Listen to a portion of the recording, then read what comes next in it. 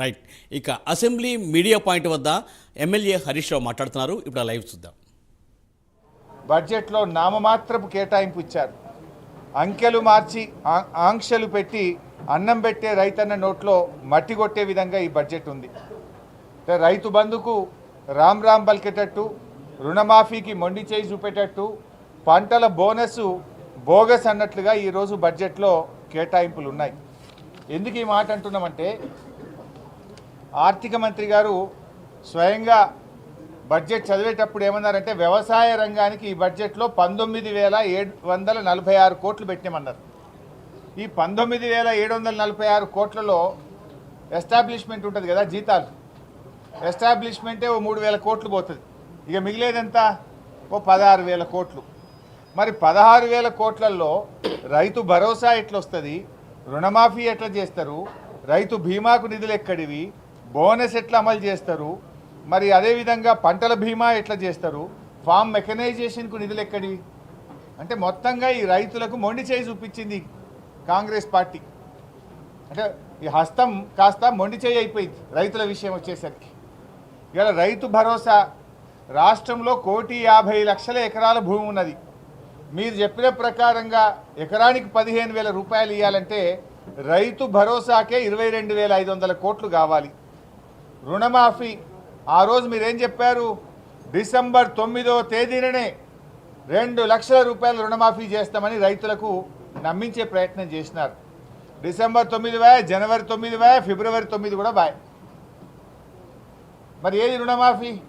పోనీ బడ్జెట్లోనైనా ఏమైనా పెడతారేమో, రుణమాఫీ గురించి ఇలా ప్రకటన వస్తుందేమో అని ఎంతో ఆశగా ఎదురు చూసిన రైతులకు తీవ్రమైన నిరాశ మిగిల్చింది ఈ బడ్జెట్. 2 లక్షల రూపాయల రుణమాఫీకి 40,000 కోట్ల రూపాయలు అవసరం. కానీ బడ్జెట్లో 4 రూపాయలు కూడా రుణమాఫీకి కేటాయించలేదంటే ఇలా రుణమాఫీకి మొండి చేయి చూపింది ఈ కాంగ్రెస్ పార్టీ. రైతు బీమా, మరి గతంలో మేము రాష్ట్రంలో రైతులందరికీ రైతు బీమా చేశాం. మీరు కౌలు రైతులకు కూడా రైతు బీమా చేస్తామన్నారు. మరి దాదాపు 2,000 కోట్ల రూపాయలు రైతు బీమాకి కావాలి. అదేవిధంగా బోనస్ ఒక వడ్లకే కాదు, మీరేం చెప్పినారు, మీ మేనిఫెస్టోలో స్పష్టంగా చెప్పినారు, ఇందులో వడ్లకు, మక్కలకు, కందికి, సోయాకు, జొన్నకు, ఈ పంటలన్నిటికీ మీరు కనీస మద్దతు ధరను ప్రకటించారు. మరి ఆ ప్రకారంగా బోనస్ ఇవ్వాలంటే 15,000 కోట్ల రూపాయలు పంటల బోనస్కే అవసరం. అంటే బోనస్ను బోగస్ చేసిండ్రు మీరు కాంగ్రెస్ పార్టీ. ఉద్యానవన పంటలు, హార్టికల్చర్ కానీ, డ్రిప్ ఇరిగేషన్ కానీ, స్ప్రింక్లర్ సెట్లు కానీ, ఫామ్ మెకనైజేషన్ కానీ, ఇవన్నీ కావాలంటే దాదాపు 82,000 కోట్ల రూపాయలు కావాలి. కానీ బడ్జెట్లో వెంటింది ఎంత? 19,746. అందులో ఎస్టాబ్లిష్మెంట్ పోతే ఉండేది ఎంత? 16,000 కోట్లు. అవసరం 82,000 కోట్లు, బడ్జెట్లో పొందుపరిచింది 16,000 కోట్లు. అంటే రైతులను ఇవాళ కాంగ్రెస్ పార్టీ మోసం చేసింది, దగా చేసింది కాంగ్రెస్ పార్టీ. తప్పకుండా కాంగ్రెస్ పార్టీ రేపు రైతుల ఆగ్రహానికి గురిగాక తప్పదు. ఎందుకంటే మీరు నమ్మబలికినారు, వడ్లు అమ్ముకోకండి, మేము రాగానే బోనస్ ఇస్తాం, అప్పులు పోయి తొందరగా తెచ్చుకోండి, 2 లక్షల రుణమాఫీ డిసెంబర్ 9నే చేస్తాం, రైతులకు 24 గంటల ఉచిత కరెంట్ ఇస్తాం అని ఎన్నో విషయాలు మీరు చెప్పారు. ఈ రాష్ట్రంలో ఇలా బడ్జెట్ బుక్లో కూడా ఇలా బాధ కలిగేది ఏంటంటే, వీళ్ళు ఎన్నికల ప్రచారంలో అబద్ధాలు చెప్పారు, నిండు అసెంబ్లీలో కూడా అబద్ధాలు చెప్తున్నారు. ప్రజా పాలన విషయంలో అబద్ధం, 24 గంటల కరెంట్ ఇస్తుందనడం అబద్ధం. రాష్ట్రంలో ఎక్కడైనా రైతులకు 24 గంటల కరెంట్ వస్తుందా? I'm challenging this government. ఏ సబ్స్టేషన్కి పోదామో చెప్పండి, లాగ్ బుక్కులు చూద్దాం. మంత్రి గారు వస్తారా, ఉప ముఖ్యమంత్రి గారు వస్తారా, ముఖ్యమంత్రి గారు వస్తారా, రండి. ఎక్కడ కూడా 14-15 గంటలకు మించి కరెంటు రావడం లేదు. కానీ బడ్జెట్ ప్రసంగంలో మేము 24 గంటల కరెంట్ ఇస్తున్నామని చెప్పి చాలా గొప్పగా చెప్పుకునేటువంటి ఒక అబద్ధాన్ని చాలా గొప్పగా చెప్పే ప్రయత్నం చేశారు. అయినా కరెంటు విషయంలో ఇవాళ భట్టి గారి ప్రసంగంలో ఒక మిలీనియం జోక్ వచ్చింది. ఏంటంటే, గతంలో మా కాంగ్రెస్ పాలనలో మేము ప్రజలకు, రైతులకు ఉచిత కరెంట్ ఇచ్చాం, మా పాలనలో రైతులు చాలా ఆనందంగా ఉన్నారట. ఆనాటి కాంగ్రెస్ పాలనలో ఇచ్చిన కరెంటు మీద ఈ రాష్ట్రంలో రైతులు ఆనందంగా ఉన్నారా? దేనికి ఆనందం? దొంగరాత్రి కరెంట్ ఇస్తే ఆనందమా? దొంగరాత్రి కరెంటు పెట్టబోతే మీ పాలనలో పాములు గుట్టి తేళ్లు కొట్టి కరెంటు షాకులు కొట్టి రైతులు చనిపోతే దాంట్లో ఆనందం పొందారా? ఆ రోజు అర్ధరాత్రి పూట కరెంటు పెట్టబోయి ఎన్కౌంటర్ల పాలైనందుకు ఆనందం పొందారా? ఆనాటి మీ పాలనలో ఉచిత కరెంట్ అంటే ఉత్త కరెంటు, ఆనాటి కాంగ్రెస్ పాలనలో ఆనాటి ఉచిత కరెంటులో కాలిపోయే మోటార్లు, పేలిపోయే ట్రాన్స్ఫార్మర్లు ఏ రైతును అడిగినా చెప్తారు. కానీ బడ్జెట్ ప్రసంగంలో నాటి మా కాంగ్రెస్ పాలనలో ఉచిత కరెంటు వల్ల రైతులు ఆనందంగా ఉన్నారనేటువంటి సత్య దూరమైనటువంటి విషయాన్ని ఇవాళ బట్టి విక్రమార్క గారు చెప్పారు. అంటే మొత్తంగా ఈరోజు చూస్తే రైతుల విషయంలో కేసీఆర్ గారు చాలా కష్టపడి చెరువులు బాగా చేసి ప్రాజెక్టులు కట్టి ఉచిత కరెంట్ ఇచ్చి రైతు బంధు ఇచ్చి రైతు బీమా ఇచ్చి మంచి సకాలంలో ఎరువులు ఇచ్చి విత్తనాలు ఇచ్చి పండిన పంట గింజ లేకుండా కొని రైతును రాజు చేసింది కేసీఆర్ అయితే రైతును మోసం చేసింది ఈ కాంగ్రెస్ పార్టీ.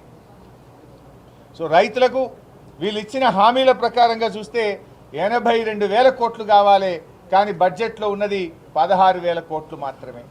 అంటే రైతులకు దగా చేసిండ్రు, మోసం చేసిండ్రు.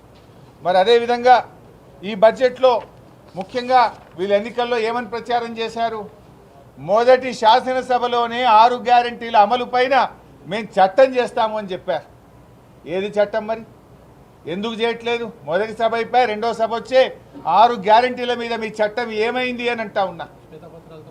మీరు శ్వేతపత్రాలతో కాలం గడపడం, గత ప్రభుత్వం మీద బురద జల్లే ప్రయత్నం చేయడం, విచారణల పేరు మీద కాలం వెలిబుచ్చడం తప్ప మీరు ఇచ్చిన మాట నిలబెట్టుకోవడం మీకు రావడం లేదు. ఆ రోజు మీరు ఊర్లలో పోయి ప్రజలకు మీరు నోటరీలు ఇచ్చినారు, బాండ్ పేపర్లు పంచినారు, మమ్మల్ని నమ్మండి అని బాండ్ పేపర్లు పంచారు. 2 లక్షల రుణమాఫీ డిసెంబర్ 9వ తారీఖే చేస్తామన్నారు.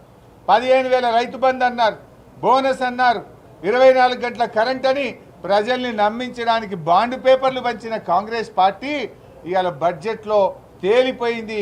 రైతులకు దగా చేసిండ్రు, ప్రజల్ని మోసం చేసిండ్రు. అసలు బడ్జెట్ ప్రసంగంలో ఎక్కడన్నా 100 రోజుల ప్రస్తావన ఉందా అండి? ఆల్రెడీ 60 రోజులు దాటిపోయింది, మిగిలింది 37 రోజులు. మరి ఎక్కడన్నా బడ్జెట్లో గౌరవ ఆర్థిక మంత్రి గారు చెప్పిన ప్రసంగంలో 100 రోజుల్లో మేము ఇచ్చిన హామీలు అమలు చేస్తామనే ప్రస్తావన ఎక్కడన్నా ఉన్నదా? అంటే దాన్ని బట్టి ఇప్పుడే కాంగ్రెస్ పార్టీ చేతులు ఎత్తేసింది. 100 రోజుల్లో మేము చెయ్యలేము అని చెప్పకనే బడ్జెట్ ప్రసంగం ద్వారా ఇలా రాష్ట్ర ప్రజలకు చెప్పింది కాంగ్రెస్ పార్టీ. నిజంగా మీరు 100 రోజుల్లో చేసేది ఉంటే చెప్పాలి కదా. ఎందుకు బడ్జెట్ బుక్లో నీ బడ్జెట్ ప్రసంగంలో మేము మా 6 గ్యారంటీలకు 13 హామీలకు కట్టుబడి ఉన్నామనేటువంటి మాట ఎందుకు చెప్పలేదు అని చెప్పి మేము ఈరోజు ప్రశ్నిస్తూ ఉన్నాం. ఇంకొక విషయం, వాళ్ళు పచ్చి అబద్ధాలు మాట్లాడుతుంది కాంగ్రెస్ పార్టీ. ఇలా బడ్జెట్లో కూడా ఏమన్నారు? 6 గ్యారంటీల్లో 2 గ్యారంటీలు అమలు చేశారట. చేసిండ్రా? ఇలా 6 గ్యారంటీల్లో 13 హామీలు ఉన్నాయి, 13 అంశాలు ఉన్నాయి. ఇవాళ మీరు మహాలక్ష్మి ఇందులో చేసింది ఒక్కటే ఉచిత బస్సు, కానీ ఒక హామీ అమలైందంటారు. అందులో ఏబిసి అంశాలు పెట్టారు మీరు. మొదటిది మహిళలకు 2,500, రెండవది 500 గ్యాస్ సిలిండర్, మూడవది ఉచిత బస్సు. మూడిట్లో ఒకటి చేసి ఒక హామీ అమలైపోయిందనే పచ్చి అబద్ధాలు ఇలా కాంగ్రెస్ పార్టీ ప్రచారం చేసుకుంటా ఉంది. అదేవిధంగా ఇలా చేయూతలో 2 ఉన్నాయి. ఒకటి 4,000 పెన్షన్, రెండవదేమో 10 లక్షల రూపాయల ఆరోగ్యశ్రీ. ఇది ఇంతకుముందే అమల్లో ఉంది, అలా కొత్తగా చేసేది ఏం లేదు. అదేదో మేము చేస్తున్నామని చెప్పి నమ్మించే ప్రయత్నం. అసలు ఇవ్వాల్సింది ఇలా అన్నార్థులు, అభాగ్యులు, పేదలు, వితంతువులు, ఒంటరి మహిళలు, వృద్ధులు, ఇలా వాళ్ళకు 4,000 రూపాయల పెన్షన్ ఇవ్వమంటే మొండి చేయి చూపించారు మీరు. నిన్న అసెంబ్లీలో ముఖ్యమంత్రి గారిని మేము అడిగితే కనీసం సమాధానం రాలే. జనవరి నెలలో 2,000 రూపాయల ఆసరా పెన్షన్ ఎగ్గొట్టి ఇలా పెన్షన్లకు మోసం చేసిండ్రు. పచ్చి అబద్ధం మాట్లాడారు ముఖ్యమంత్రి గారు. మేము 1వ తారీఖే ఆసరా పెన్షన్ ఇచ్చాం, జనవరి నెల మొత్తానికి ఎగ్గొట్టినాం ముఖ్యమంత్రి గారు అంటే కనీసం నోరు కూడా మెదపలే ముఖ్యమంత్రి గారు. 1 నెల పెన్షన్ ఎగ్గొట్టేసినారు. 4,000 మాట దేవుడేరకు కానీ ఉన్న పెన్షన్నే ఎగ్గొట్టినారు. కొండ నాలుకకు మందేస్తే ఉన్న నాలుక పోయిందట. 4,000 పెన్షన్కు ఎదురు చూస్తే 2,000 పెన్షన్ జనవరి నెలలో మాయం చేసిండ్రు. 1 నెల పెన్షన్ను ఎగ్గొట్టింది ఇలా కాంగ్రెస్ పార్టీ. ఇలా పొద్దున మా ఎమ్మెల్యే గారు చెప్తా ఉండే, అంబర్పేట ఎమ్మెల్యే వెంకటేష్ గారు, మా ఇంకా కూడా నా కాన్స్టిట్యున్సీలో పెన్షన్ వస్తలేదన్నా, జనవరి రాలే, ఫిబ్రవరి కూడా వస్తలేదు, వృద్ధులు ఇంటికి వచ్చిపోయిందని చెప్తా ఉన్నారు. అంటే మీరు 6 గ్యారంటీల్లో 2 గ్యారంటీలు అమలైనాయని కూడా ప్రజల్ని మోసపుచ్చుతున్నారు. మీరు ఆత్మ వంచన చేసుకుంటున్నారు, రాష్ట్ర ప్రజల్ని మోసం చేస్తూ ఉన్నారు. ఇది కరెక్టా? 6లో 13 అంశాలు ఉన్నాయి, 13లో జరిగినాయి 2, జరగాల్సినవి 11. ఆ 11 చేసినాకనే మీరు చెప్పాలి. ఒక అంశం ఈరోజు మీరు మహాలక్ష్మి పూర్తి అవ్వడం అంటే ఎప్పుడైనట్టు? 2500 ఇస్తే 500లకు సిలిండర్ ఇస్తే అదేవిధంగా ఉచిత బస్సు 3 అయితేనే ఒక అంశం అయినట్టు. కానీ ఒక